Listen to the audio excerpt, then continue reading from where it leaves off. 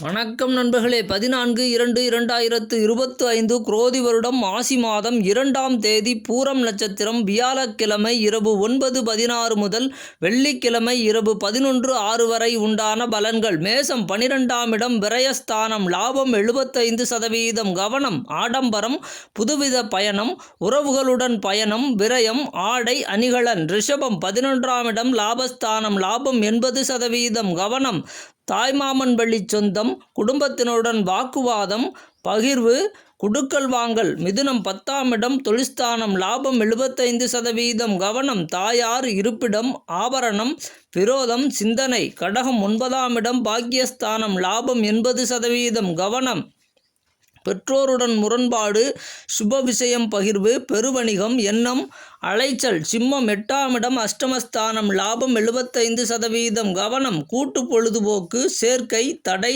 நம்பிக்கை, புதுவித உறவுகள், பொது விஷயம். கன்னி 7ஆம் இடம் களத்திரஸ்தானம். லாபம் 80%. கவனம் குழப்பம், சுப தடை, மந்தம், புதுவித மகிழ்வு, பொழுதுபோக்கு, வழிபாடு. வணக்கம் நண்பர்களே.